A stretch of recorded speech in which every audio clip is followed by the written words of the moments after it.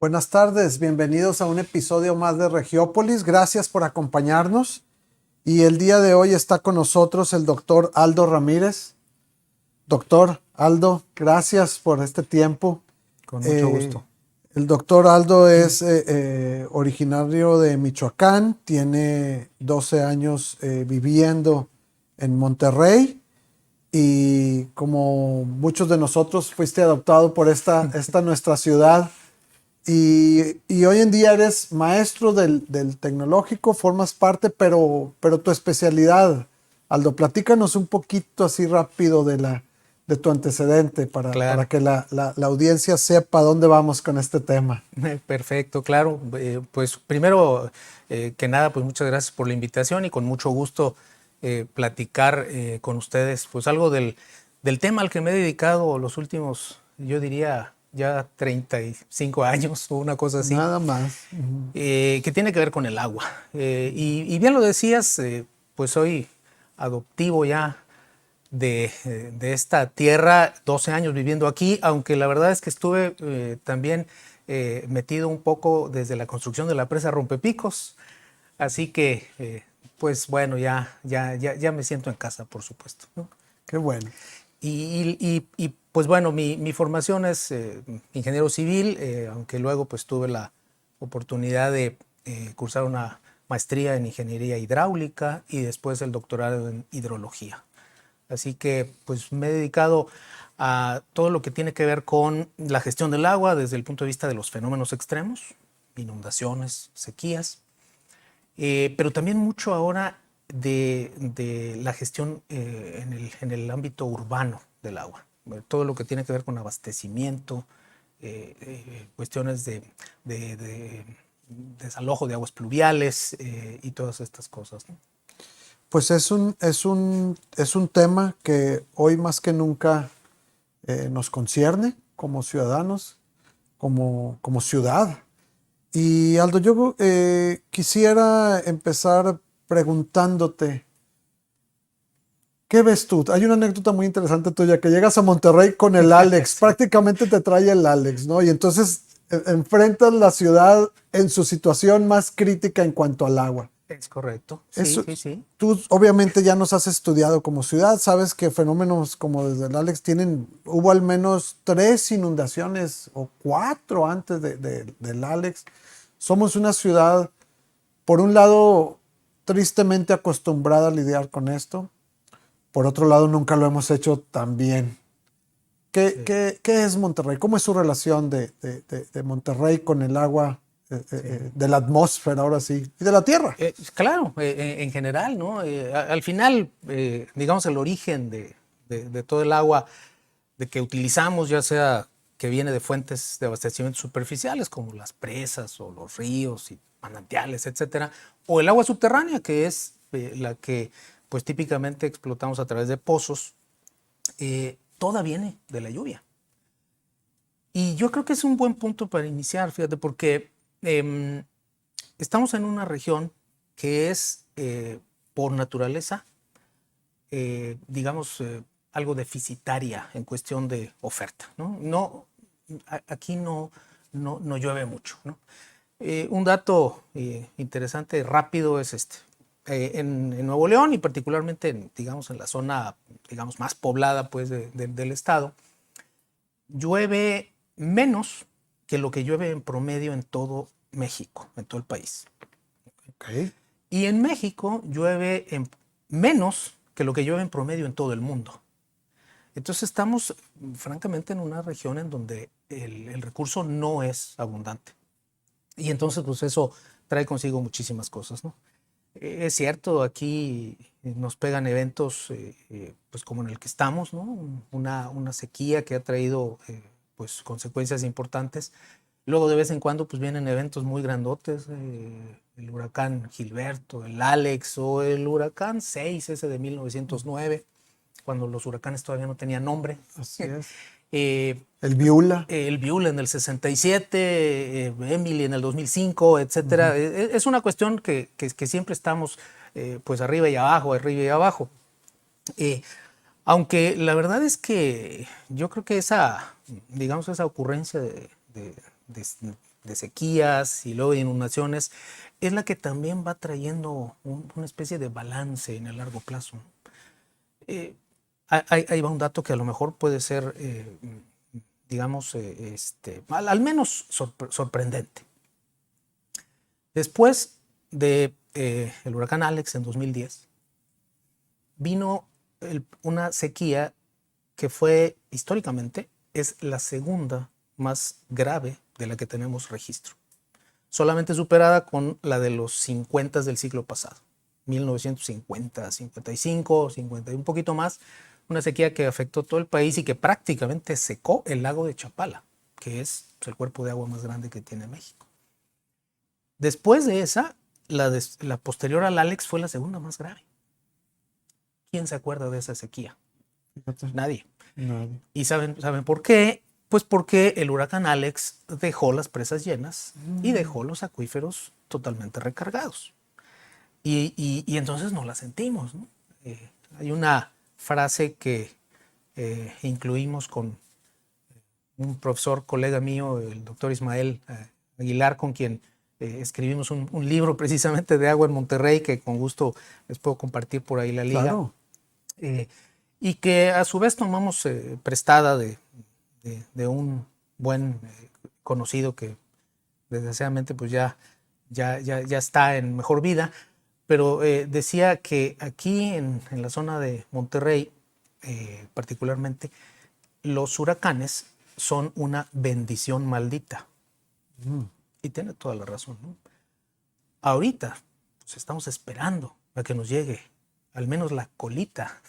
Ya no digamos de un huracán, a lo mejor de una tormenta tropical o de una serie de lluvias importantes, ¿no?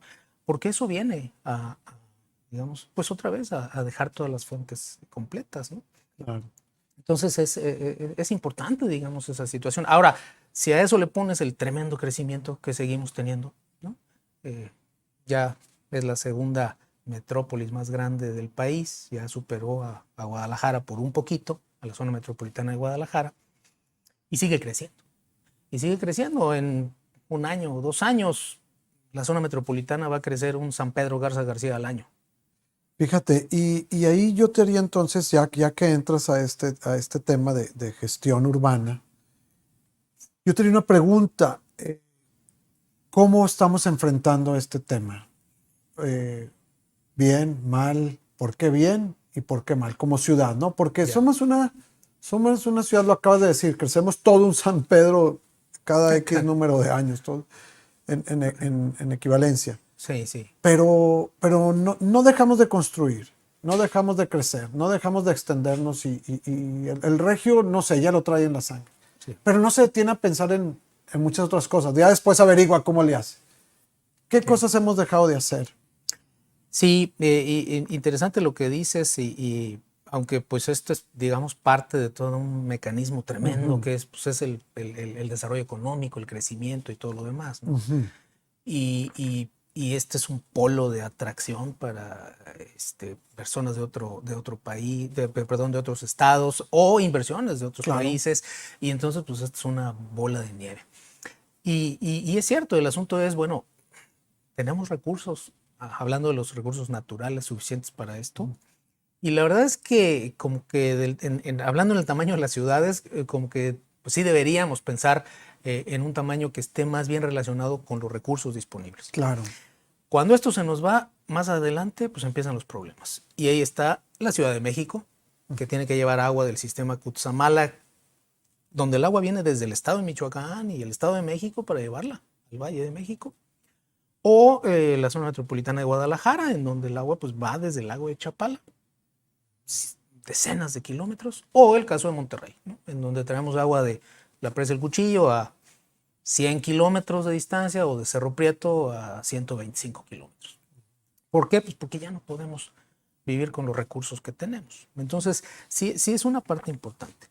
Ahora, en lo que comentas de cómo estamos enfrentando este problema, hay otro dato que voy a comentar muy rápidamente, y es el hecho de que precisamente a fines de la sequía de 2011, 12, 13,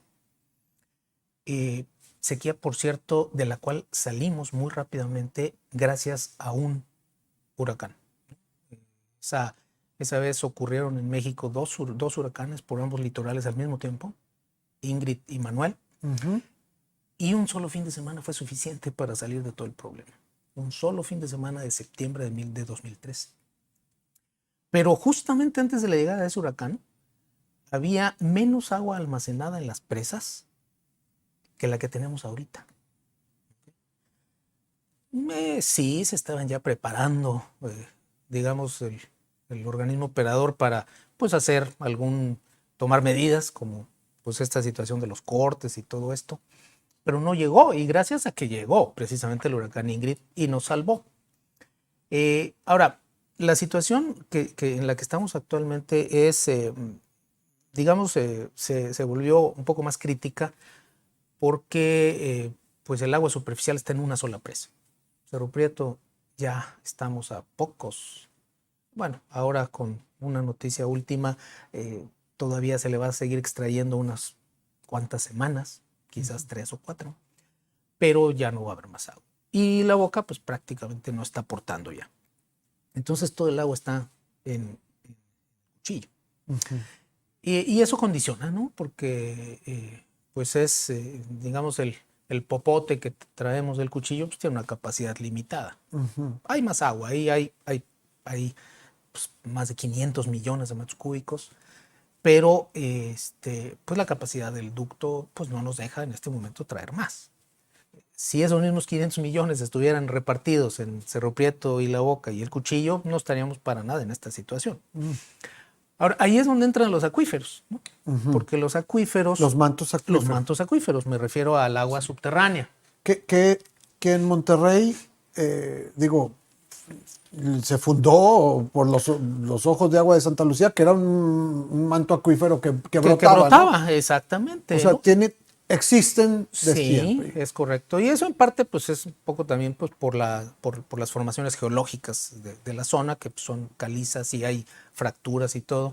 Y entonces pues vemos todavía, por ejemplo, los manantiales de la Estanzuela y toda esa zona. Y también pues en particular todo lo que estaba en la zona de Santa Lucía. Sí, hay agua subterránea. De hecho, hay varios acuíferos importantes de los cuales se abastece en la zona metropolitana, en particular un acuífero que se llama Sistema Buenos Aires, que es el que está hacia la zona de la Huasteca, un acuífero que está debajo de la zona metropolitana, que precisamente así se le conoce, como el acuífero del área metropolitana de Monterrey, el acuífero Mina.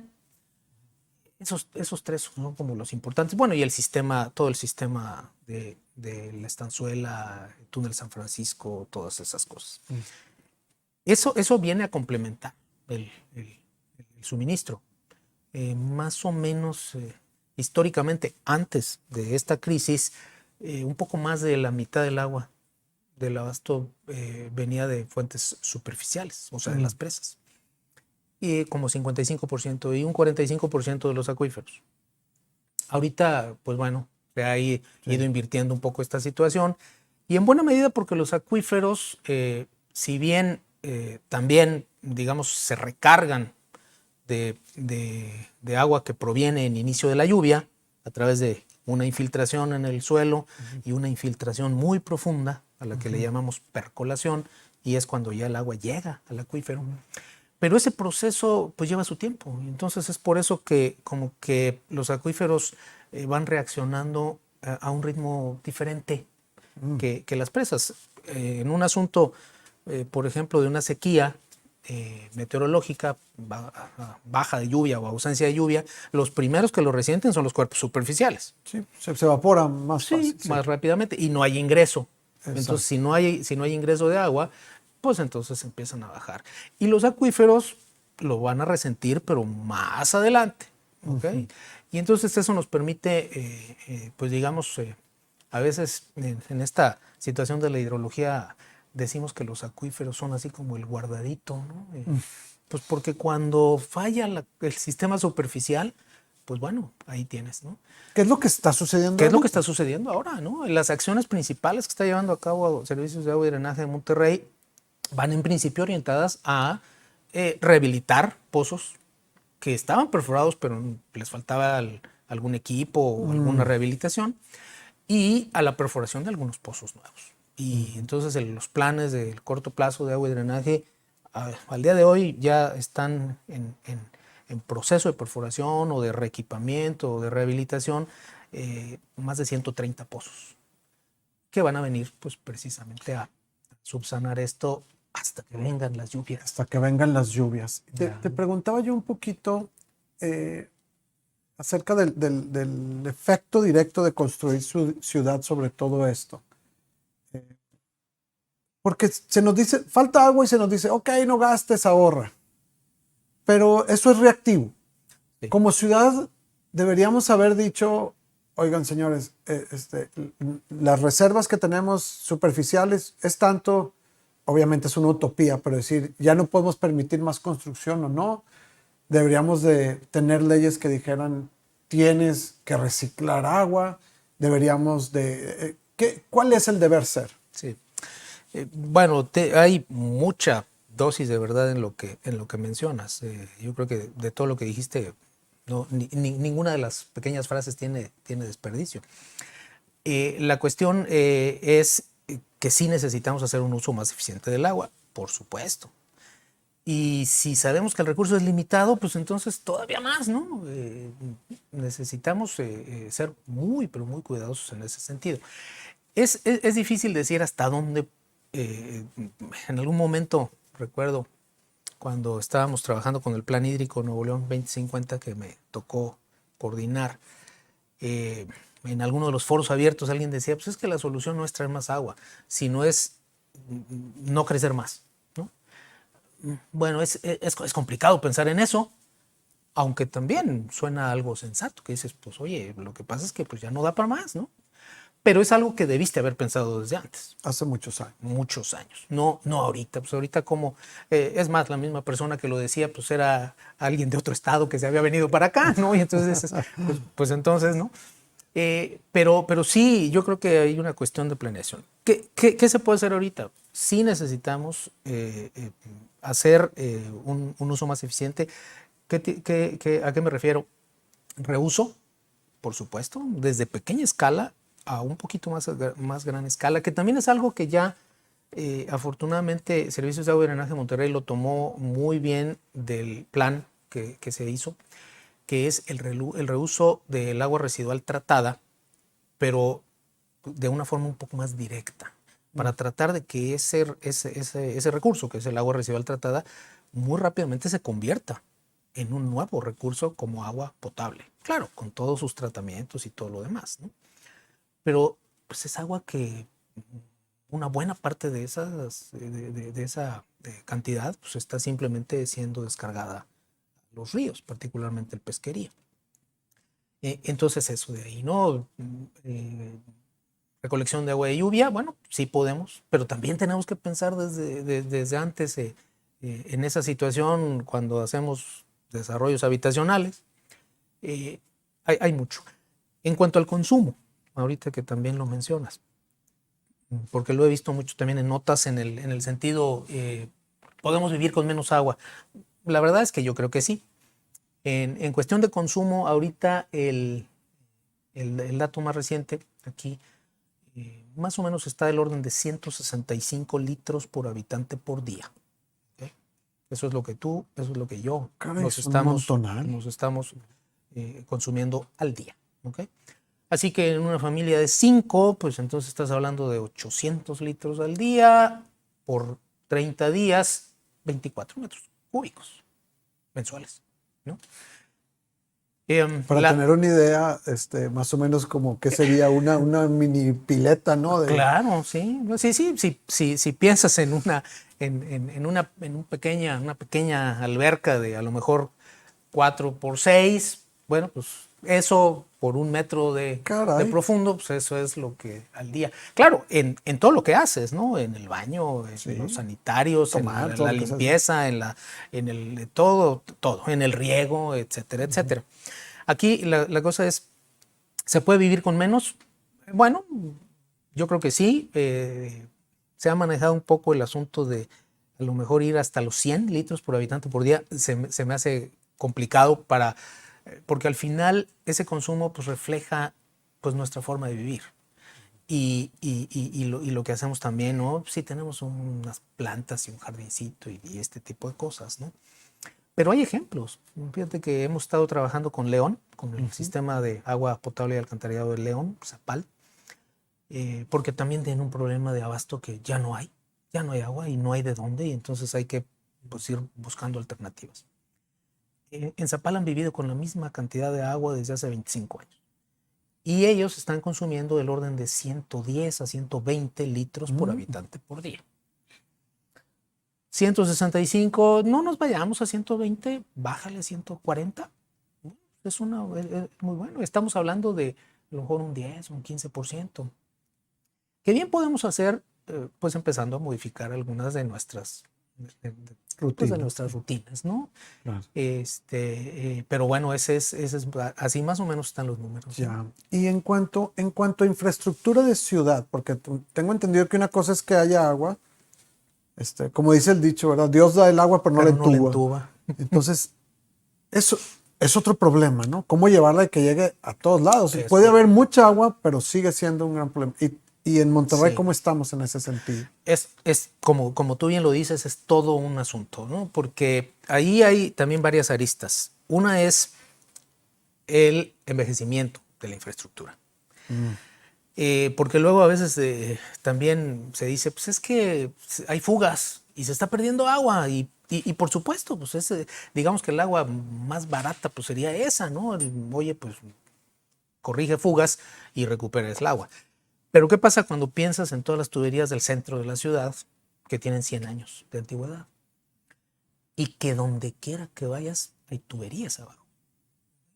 Mira, si pones todos los tubos uno tras otro de agua potable que hay en la zona metropolitana de Monterrey, podrías llegar en línea recta de aquí a San Petersburgo. Y si pones los de alcantarillado, puedes regresar.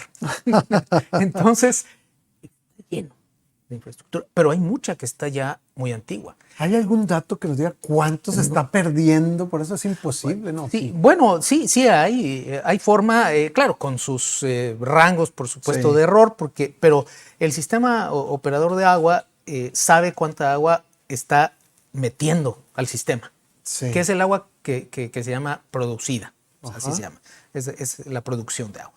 Todo lo que viene de las fuentes, presas, pozos, etcétera, tiene un medidor y entonces se sabe cuánta agua se mete al sistema. Luego también en teoría sabrías cuánta agua se consume, porque cada uno de nosotros tiene un medidor a la entrada de la casa. Bueno, ahí hay bueno, hay varios asuntos ahí, porque hay gente que no tiene medidor o que a lo mejor está conectada en forma ilegal. Ok. Luego los medidores tienen errores de medición. Y por eso también uno de los programas que siempre debe estar presente en organismos operadores es la sustitución de medidores. Porque resulta, para acabar de agravar las cosas, que los medidores, a medida que se van haciendo antiguos, van midiendo menos. Y entonces, pues para el organismo operador, pues es un problema, ¿no? Y luego, pues están las fugas. Mira, no hay ninguna red en el mundo. Y puedes imaginar la ciudad más avanzada que no tenga fugas. Es imposible tener una red hermética. Porque hay muchos imponderables, ¿no? El asunto del envejecimiento de la infraestructura o de las tuberías, pues es uno. Y las juntas, pues empiezan a fallar y entonces hay algo. O pues pasan camiones y rompen un tubo. Pues, o sea, es complicado. Sí hay números, el último número aquí debe andar a lo mejor del orden del 10 o el 12% de fugas. A veces lo confunden con un concepto que se maneja mucho en los sistemas de agua que se llama agua no contabilizada. Agua no contabilizada aquí estamos hablando del 32% más o menos. ¿Qué quiere decir no contabilizada? Es agua que el sistema de agua, me refiero, mete a las redes y no regresa en forma de dinero. ¿Okay? ¿Por qué no regresó en forma de dinero? Pues mil cosas, ¿verdad? Ahí están, por ejemplo, las tomas clandestinas, están los errores de medición, están las fugas, etcétera, etcétera, ¿no? Están algunos que el organismo sabe que les está dando agua, pero por algún convenio o alguna situación social o lo que sea, no la cobra. O algunas instituciones públicas o de beneficencia que pues tienen ciertos convenios. Si ponemos eso, estamos arriba del 30%. Y uno podría decir, caray, es mucho. Claro, pues hay ciudades que están mucho peor, ¿verdad? Pero ese es un rango más o menos común en organismos razonablemente de buen funcionamiento. Pero sí, todavía hay que seguir trabajando en eso. Y obviamente que la infraestructura más dañada, más vieja, pues está concentrada en las partes más viejas de la ciudad. Es ¿verdad? correcto. Pero imagínate en cambiarla. No, sería Tienes que una abrir locura. todas las calles.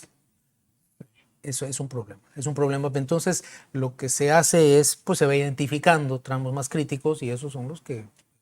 Esa es una. Otro es el crecimiento de la infraestructura, que debería obedecer a un plan bien establecido. Muchos de los organismos operadores, todos los que se dedican a todo esto de dar ese servicio de agua potable y alcantarillado, crecen, y no me refiero en particular a Agua y Drenaje de Monterrey, sino pues en general a todos. Muchas veces crecen un poco en forma arbitraria, ¿no? Que dicen, a ver, aquí hay un nuevo fraccionamiento y aquí va a haber 1000 casas. Híjole, pues tenemos que darles agua, ¿no? Y a ver de dónde, pues bueno, del tubo más cercano es por aquí, pues ponle una extensión y vamos a llevarla allá, ¿no? Y entonces eso hace que el funcionamiento de la red sea complicado. ¿Cuál es lo mejor? Hay que planear desde el inicio, básicamente en un esquema, digamos, de sectores. A veces le llamamos también distritos hidrométricos, que son sectores que tú puedes controlar mejor, con infraestructura importante, con acueductos de diámetro y todo lo demás, ¿no? Pero fíjate que una cosa muy buena que esa yo le he platicado personalmente con Juan Ignacio Barragán, que está ahora de director de Servicios de Agua y Drenaje de Monterrey, a quien conozco pues desde hace mucho tiempo, es el asunto de que el agua es la que debería, en principio, motivar o propiciar o favorecer el crecimiento, el desarrollo urbano, y no al revés. Porque si no dicen, no, pues ¿sabes qué? Pues aquí pues me encontré tierra muy barata y aquí voy a hacer no sé cuántas casas y entonces ahora necesito servicios. Oye, pero pues está del otro lado de la montaña y cómo te voy a dar el agua y lo que sea. Bueno, pero no entra ahí el tema de la famosa factibilidad. La factibilidad de la que tanto se ha hablado, ¿no? Sí. Y que hay cosas que arreglar ahí. Porque, pues sí, al parecer, digo, no lo he revisado a detalle y no me consta, pero sí se ha hablado de que pues digamos que se han otorgado factibilidades, pues a lo mejor no por el camino más derecho, ¿no? Ya. Pero esto me refiero a que un poco desde antes, desde la planeación. Claro.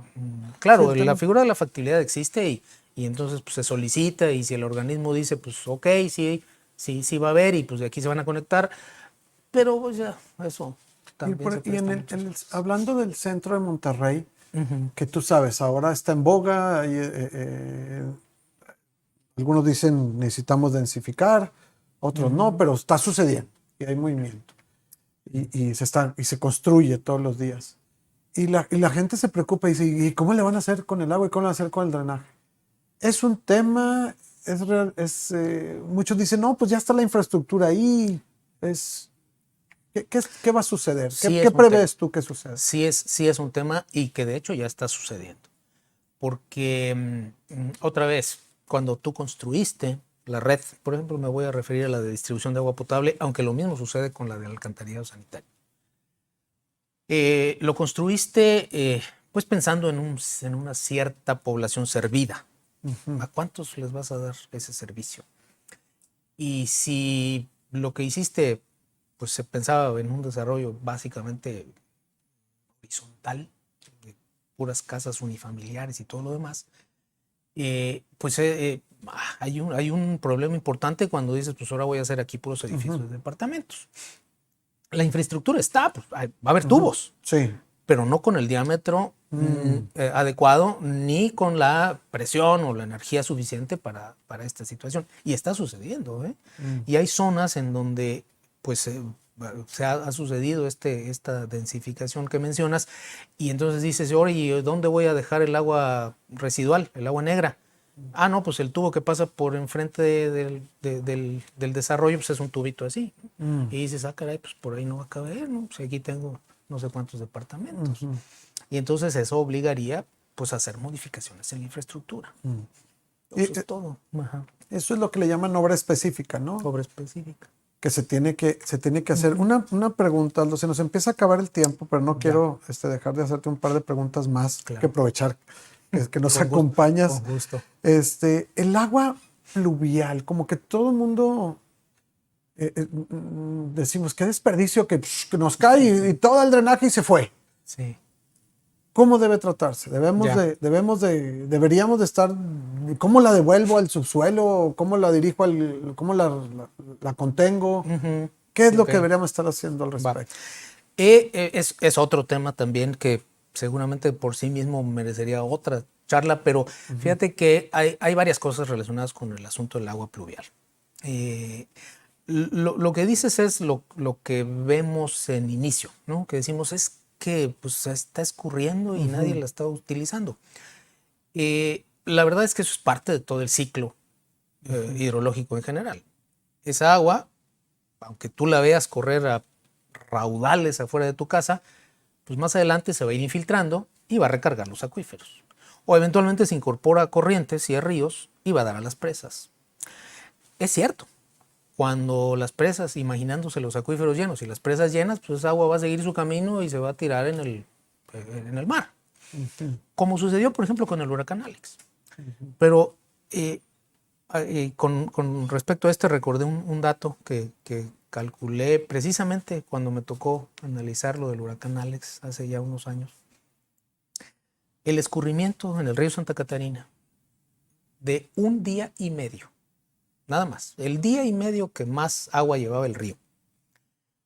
Ese volumen que pasó por el río en un día y medio hubiera sido suficiente para dotar de agua potable a toda la zona metropolitana un año. Así de grandes son las situaciones. Claro, pues no había dónde guardarla.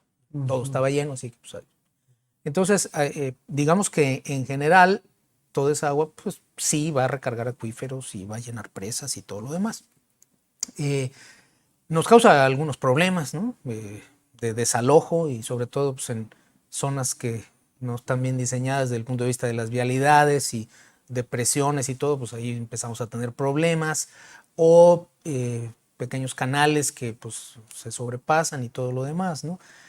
Sí nos falta, cosa que ya también hemos empezado a platicar con el gobierno del estado en desarrollar un plan maestro de drenaje pluvial.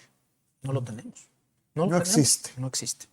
No existe. Y entonces cada que viene estos grandes eventos, ahorita sí se nos hace un poco raro hablar de esto en época de sequía, pero van a llegar en algún momento.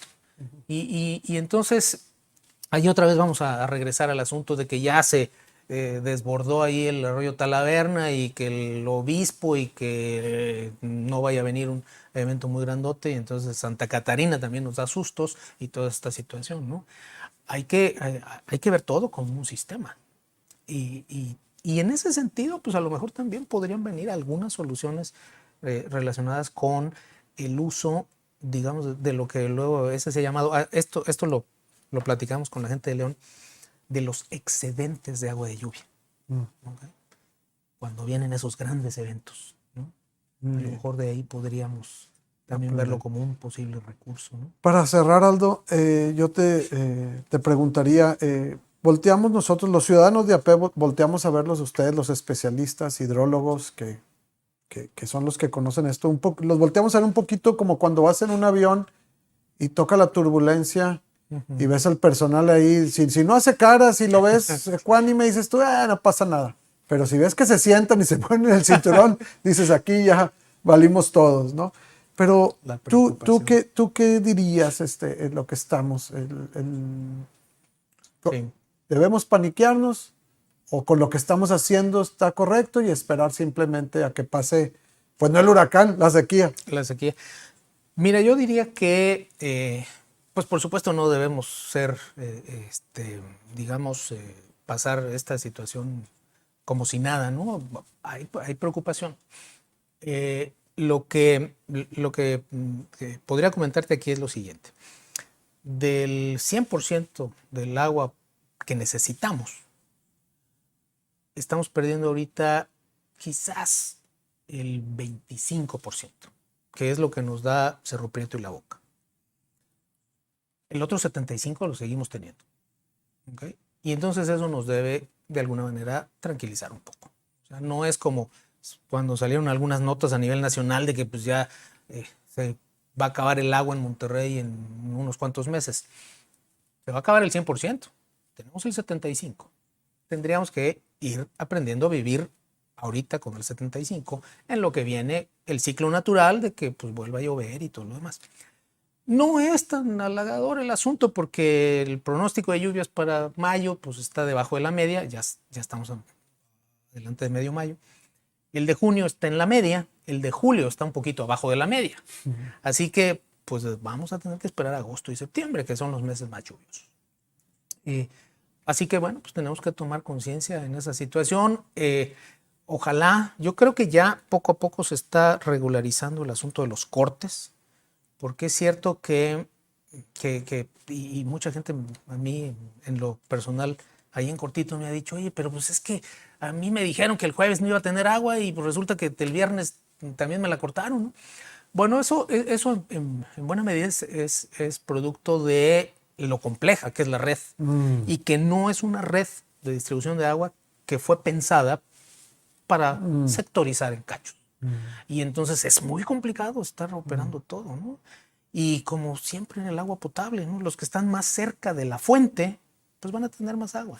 Y los que están en zonas más bajas van a tener más agua. Y los que están más lejos y más alto, son los que primeros que van a sufrir. Pero bueno, entonces, pues a seguir tomando conciencia y yo creo que falta menos. Vamos a salir de esta, pero seguramente que esto nos va a servir muchísimo para pues hacer las cosas mejor hacia adelante. Muchísimas gracias. Con muchísimo doctor, gusto, Alejandro. Y por acompañarnos hoy. Y sin más, nos despedimos. Nos vemos el próximo jueves en un episodio más de Regiópolis. Gracias por estar con nosotros. Hasta luego. Muchas gracias.